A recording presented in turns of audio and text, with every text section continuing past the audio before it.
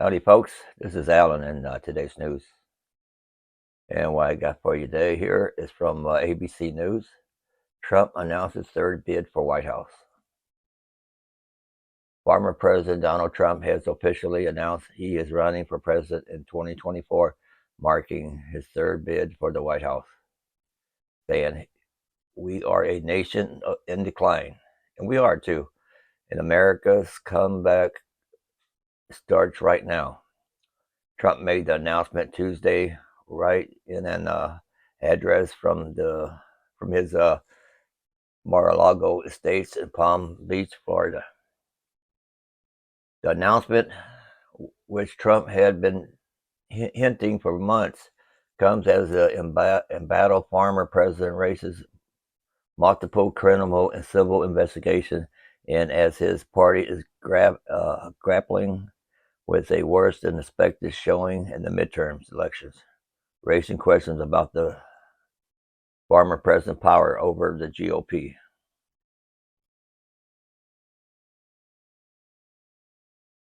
Let's see here. It says in the hour-long speech, the former president pitched the successes of his administration as a golden age, saying our country was on track for an amazing future because I made big promises to the American people. And unlike other presidents, I kept my promises. In contrast, Trump says, for millions of Americans, the past 2 years under Joe Biden have been a time of pain, hardship, anxiety, and despair.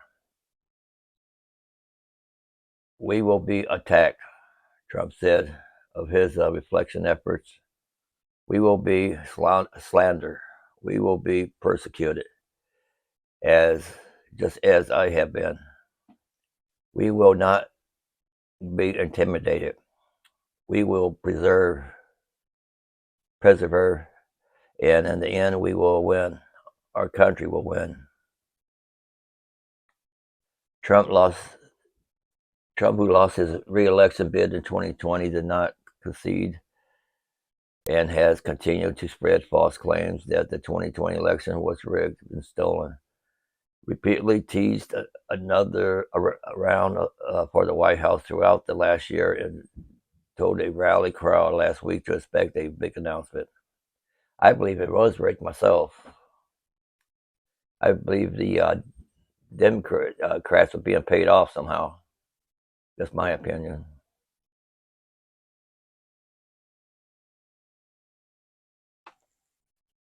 And this brings me to this story here. 6 U.S. cities with the highest homeless population.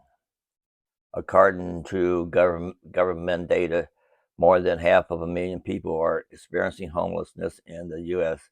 on any given right.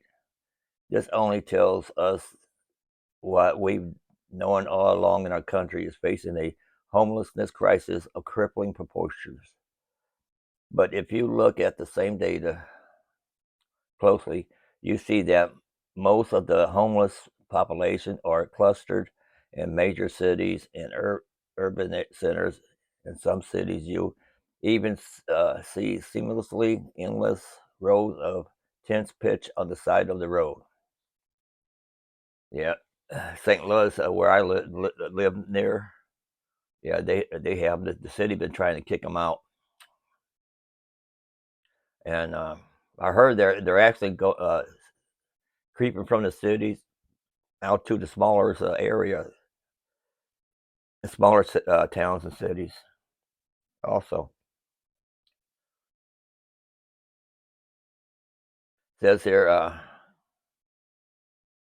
in a 2021 report by the U.S. Department of Housing and Urban Development (HUD), nearly 6 out of 10 people experiencing unsheltered homelessness are in an urban area. More than half of them are in communities of care that cover 50 of the nation's largest cities. To help you get a clearer picture of the homelessness epidemic plaguing our major cities, were listed below the U.S. cities with the highest homeless populations. The data is taken from the HUD report we've cited along above. However, the report organized information (COC), which may sometimes be cover multiple cities or entire county or county. Since we've taken cities here, we've excluded those COC that encompass multiple places. Instead, we focus on the ones that cater exclusively to one city. Okay, number one will be New York City. Homeless population 77,943. If you ever live in the Big Apple, then you understand why the city comes first on the list. As one of the most populous cities in the country, housing prices in the city have skyrocketed over the years. Rental costs for a one-bedroom apartment average at around $3,000, way more than the national average. In addition, the city prohibits camping or putting up tents in rest areas and public parks. With all these, it's not really surprising that the city has one of the highest homeless population in the country. And that brings me to telling you that the city is trying to kick the homeless people out, so they're going out to smaller towns out in the country and camping up there. See, the city just want to kick you out. They don't want to have you there. They don't care where you go. They don't care where you live or die. I used to drive a taxi, and I had police put people in my cab, pay their fare, and just say, just take them out of our town. That's all you have to do. That was years ago, and it probably still goes on now. Los Angeles City, homeless population 63,706, the second most populous city in the U.S. Also comes second in terms of the number of homeless people roaming in streets. Just like New York City, well, just like New York, this city is plagued by steadily rising housing costs. As a result, many LA residents found themselves living in tents erected by the city sidewalks from a small section of downtown LA called Skid Row. These encampments are now popping up all over the city. In recent years, however, the city has tightened its rules against homeless camping in public places. Though these measures seem to have only increased the population in homeless shelters, it's not doing much in terms of curbing the city's homelessness problem. These cities are big governments, and they just want stuff their way. They don't care about the people. Government never did care about the people. Okay, how about Seattle? Homeless population 11,751. Famous for its coffee culture and tech company headquarters, most people outside of Seattle are probably wondering why this city made it to this list. In truth, Seattle is grappling with a homelessness problem by devastating proportions. Thanks to its booming tech and music scene, Seattle has become one of the fastest growing, largest cities in the U.S. But this also raised the city's cost of living, including rent. Just like most major cities, the city also deals with racial and economic disparities, addiction, and mental health issues. All of these only worsens the city housing problem, leading to increased homelessness. I can make this go up. Okay, how about San Jose? Population 9,605. San Jose is the largest city in Northern California and the third most populous in the entire state, despite being known for its affluence. The city is home to one of the country's largest unsettled homeless populace. In fact, it's estimated that there's are about 350 encampments all over the city at any one time. One article blames this on the city's lack of homelessness shelters, while other people blame the city's punitive approach and lack of concrete plans to address homelessness. San Francisco, population 8,124. San Francisco problem with homelessness started to emerge in the 1970s and 1980s with the rapid deindustrialized. Many people lost their jobs. On top of that, the city is also reeling from the rapid rise of housing costs and government cutbacks on social services. The industrialized movement of the 1970s also led to a mass transfer of mental health patients from institutions to community-based clinics. Unfortunately, most of them were introduced into society without enough support, without the necessary social or employment skills. Many of them ended up on the streets.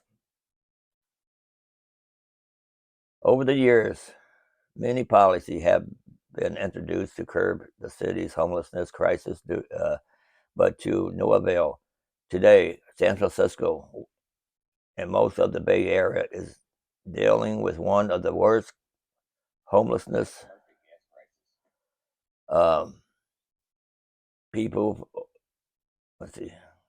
Over the years, many policies have been introduced to curb the city's homelessness crisis, but to no avail. Today, San Francisco and most of the Bay Area is dealing with one of the worst homelessness crises in decades. It's even estimated that out of the city's more than 8,000 homeless people, over 5,000 are unsheltered. San Diego, 7,000 population 7,638. Like most major cities in the Golden State, San Diego is also dealing with one of the worst homelessness crises in decades. Rising costs of living, coupled with stagnant wages, mental health issues, and economic inequality, are throwing people from their homes and into the streets. In addition, the city has punitive laws against homelessness. In San Diego, it's illegal to live in your car or camp on beaches in public spaces. Doing such can earn you a citation ticket with a penalty of up to $100. Now, tell me this: you're out of a job, you don't have a home, you're living on the street. How in the heck are they going to charge you money? You can't pay it. They don't want to lock you up because then they'll have to house you and feed you. You know, these cities and governments do not care about the people. Don't even think they do.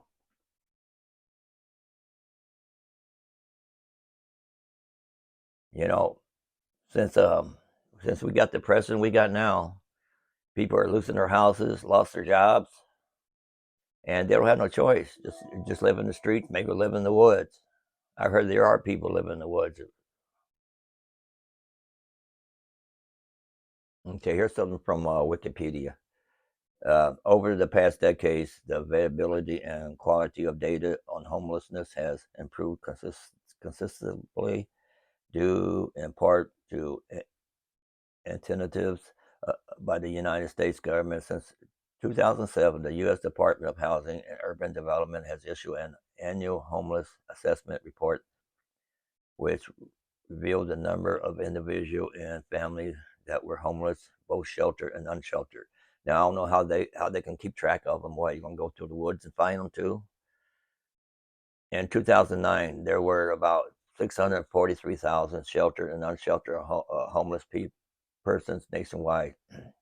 About two-thirds of them stayed in emergency shelter or used transitional housing programs, with the remaining living on the street in abandoned buildings and in other areas not meant for human habitation. About 1.56 million people, or about 0.5% of the U.S. population used an emergency shelter or a transitional housing program between October 1st, 2008 and September 30th, 2009. About 44% of homeless people were employed. They were employed. They just can't afford the housing. Housing been going up so much. Landlords don't care. They just want their money. According to the U.S. Department of Housing and Urban Development's 2008 Annual Homeless Assessment Report, the most common demographic features of all sheltered homeless people are male members of minority group older than age 31 and alone. More than 40% of sheltered homeless people have a disability, and at the same time, sizable segment of the sheltered homeless population are white, non-Hispanic, 38%, children, 20%, are part of multi-person households, 33%. Approximately 68% of the 1.6 million sheltered homeless people were homeless as individuals, and 32% were persons and families. In 2008, more than 66% of all sheltered homeless people were located in principal cities and 32% located in suburban or rural jurisdictions. About 40% of people entering an emergency shelter or transitional housing program during 2008 came from another homeless situation, sheltered or unsheltered. 40% came from a housing situation in their own or someone else's home. And the remaining 20% were split between institutional settings or other situations, such as hotels or motels. Most people had relatively short length of stay in emergency shelter. 60% stayed less than a month, and 33% stayed a week or less. COVID-19 has an impact on the homeless in the United States that have caused families to either worry or relocate. In Washington, 580,000 of the population are on the streets or in shelters. A 22% increase was made due to the COVID-19, but didn't factor in the housing circumstances or evictions. With proper support from housing advocates, the number of the homeless could decrease. But during COVID-19, curtain lacks have pushed the increase due to lack of resources. As of January 2020, 408,891 were single adults who have had a lack of affordable housing, which now has a different value as to what is the next solution. See, let me go down to causes. Lack of available and affordable housing as a cause of homelessness were named by most of the mayors in 2004 when the United States Conference of Mayors surveyed the mayors of major cities on the extent and causes of urban homelessness. The three causes identified by mayors in rank orders were mental illness and the lack of needed services, substance use to and lack of needed services on low-paying jobs. The lowest ranking cause cited by 5 mayors was prisoner reentry. Other causes cited were unemployment, domestic violence, and poverty.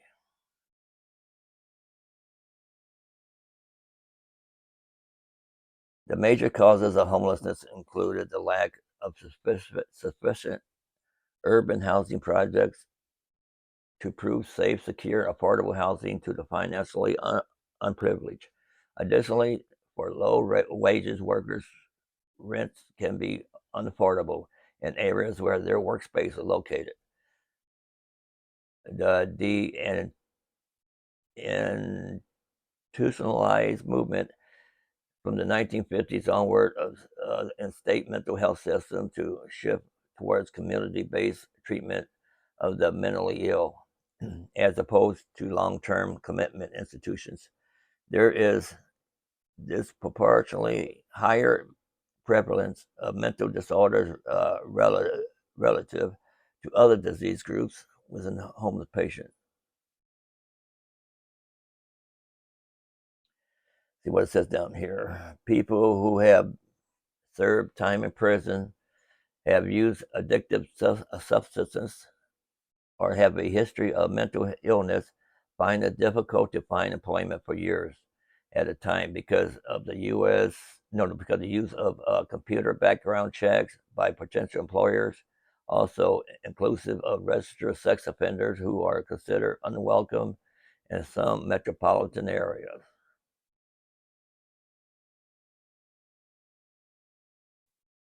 Okay, this leads me to my next story here. There's a minister downtown St. Louis, the St. Louis city, been trying to keep them out, and he's been trying to help the homeless. He's been trying to educate people about living cheaply, like solar, wind power, and using, I think it was oil or grease to run your vehicle, something like that. Anyway, his name is Larry Rice. He has Larry Rice New Life looks to rebuild homeless refuge on the edge of downtown St. Louis. Says here, St. Louis, a homeless shelter is working to rebuild its faculty on the edge of downtown in a new step in the group's long-standing fight to reopen the building. The New Life Evangelist Center has drawn up plans and obtained a city building permit for a worship space, free store, and office. The Reverend Larry Rice, faculty director, said he intends the building at 1411 Locust Street to be a place where people can come during the daytime and receive bus passes, job counseling, and other assistance. We're opening it as a place of refuge during the day, Rice said. Rice was forced to close the shelter in 2017 after years of sparring with the city, which said the faculty operated over capacity and violated building codes. He has since made repeated attempts to reopen the building, and public and private sector groups have pushed back. His latest effort is still in its early stages and is sure to face opposition. Already, one downtown developer said he plans to appeal the permit. That because he wants the building the ground for his own purpose. Nobody cares about the homeless no more, or anytime. Matt O'Leary, president of the board of directors of Downtown West Neighborhood Improvement Association, said some constitutes in the neighborhood don't believe the permit was properly issued, but he expects they will file an appeal with the City Board of Building Appeals. Lawsuit letters. The New Life Evangelist Center now operates out of Overland. That's a town in St. Louis County. Rice says he kept the heat on at the farmer shelter downtown and has tried to prevent it from deteriorating. The Locust Street building, a former YWCA faculty, is a brick structure with a large white cross on its eastern exterior wall. It's a block from the downtown thoroughfare of Washington Avenue, across the street from the Charter High School Conference Preparatory Academy. New Life reopened the shelter in 1976 and initially operated under a 32-bed hotel permit, which at that time in the city was equivalent to an occupancy permit for a homeless shelter. In 2013, a group of surrounding property owners petitioned the city board to public service to revoke the site license, alleging that it brought loitering, public urination, and drug dealings, among other things. See, they don't want it there because they think it's unsightly for the city. Well, the city got a lot of crimes going on. They got young kids around there shooting at people. downtown St. Louis lately. And, they need to put their minds on what's worse first and then work toward the lighter stuff. Tell you, the city mayor and everybody else down there, they're just no good. In late 2014, the city board ruled the shelter is a nuisance and said it must make improvements or close. The shelter was chronically filled beyond capacity, reportedly housing 300 people at times, despite its 32-bed license. The New Life countered with a lawsuit. A federal judge dismissed the case in the autumn of 2015. In the next year, the city building division issued a cease and desist letter for operating without an occupancy permit. New Life appealed to the city. See, the city's paying the judges anyway. The board of building appeals in January 2017 unanimously denied the appeal. New Life sued again. In the spring of 2017, city official issued a cease and desist notice, and the shelter was finally emptied. Rice has been trying to reopen the space ever since, and even got as far as receiving a building permit once before, but that was appealed. We want to cooperate. Even if New Life's efforts progress this year, the new building permit is just a first step. Raising enough money for the project will be a major endeavor, Rice said. And New Life will need to secure the occupancy permit. Rice said his grandson, a fresh face, will head up the project. He's determined on building relationship with people in the neighborhood, willing to go to meetings that I didn't go to in the past, Larry Rice said, willing to take all of the concerns and try to process them. And it goes on and on and on. And some got to be done with this homelessness for sure. Yeah, this newscast reminded me of this one movie, The Grapes of Wrath. It's a great movie. I watched it quite a few times. It's an American realistic novel written by John Steinbeck and published in 1939. The book won the National Book Award and Puzzler Prize for fiction, and it was cited. Steinbeck was awarded the Nobel Prize in 1962. Set during the Great Depression, the novel focuses on the Jodes, a poor family of tenant farmers driven from their Oklahoma home by drought, economic hardship, horticultural industrial changes, and bank foreclosures, forcing tenant farmers out of work due to their nearly homeless situation, in part because they are trapped in the Dust Bowl. This is a good movie. I suggest everyone watches it. Okay, this is a picture of Larry Rice. He's been trying to help homeless for a long time, giving blankets in winter, on the street, and giving food. And he got a couple websites there, and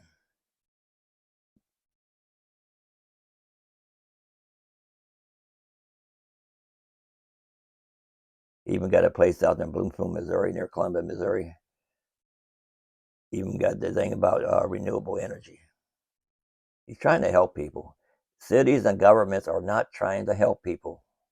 They're not. They only care about their own pockets. We got to stop it. We need people in governments that actually care about people. I don't think you're going to find them because the honest people will not run.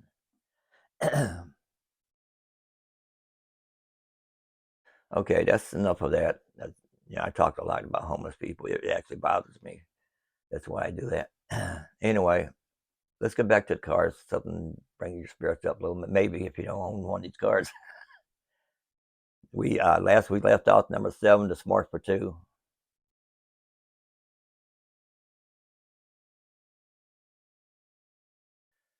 Number 6,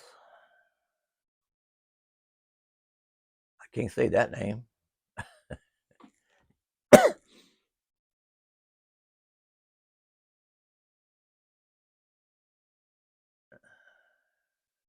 I got an old computer here, and it's not doesn't get no fast internet. That's why my page keeps jumping.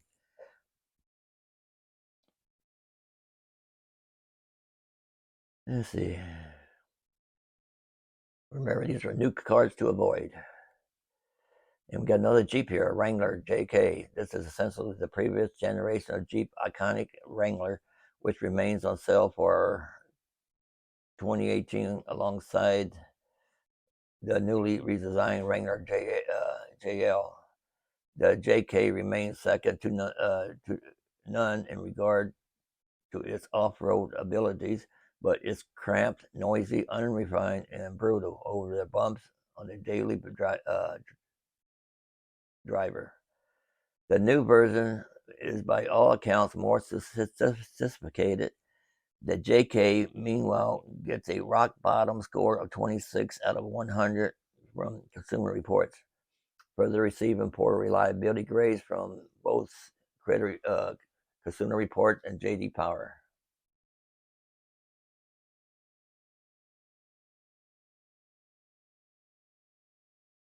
Ford Taurus,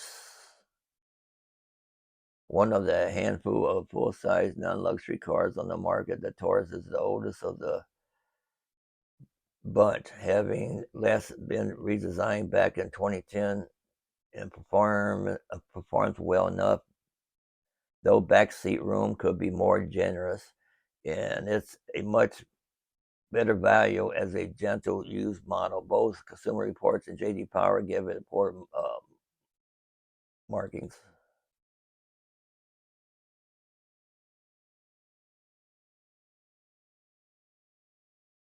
The Fiat 500, the stylish subcompact coupe convertible and Consumer Reports highest rated Fiat, but that means it will score as way a below average 45 out of 100. It's entertaining to drive, but it's small inside and rides rough than many motorists would tolerate. It's also rated poorly for reliability and suffers among the industry worst resale value. Loses 31.9% of the original value in 1 year.